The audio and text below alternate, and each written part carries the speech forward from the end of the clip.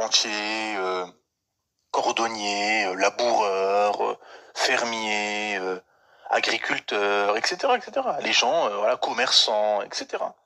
Les gens il y avait une activité et qui leur prenait pas énormément de temps. Et les gens qui travaillaient pour d'autres personnes, c'était l'exception. Et aujourd'hui, on en a fait une règle.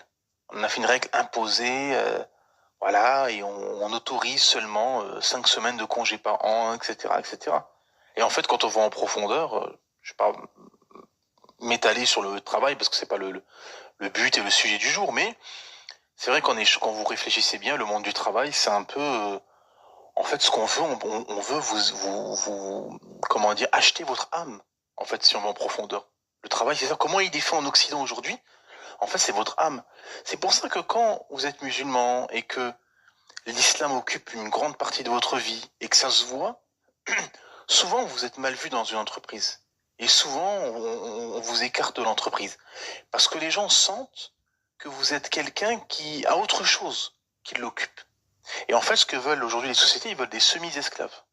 Ils veulent des semi-esclaves ou des esclaves complets qui sont là, corps et âme, ils sont là en avance, ils repartent après tout le monde, ils restent là, ils sont toujours disponibles, etc. En fait, ils prennent votre âme, ils vous volent votre âme, en fait.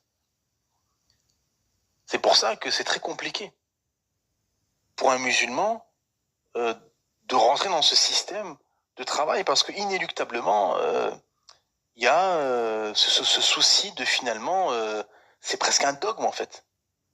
Tu passes 35, 40 heures, 45 heures par semaine, plus les connaissances, plus les personnes, plus l'influence qu'il peut y avoir.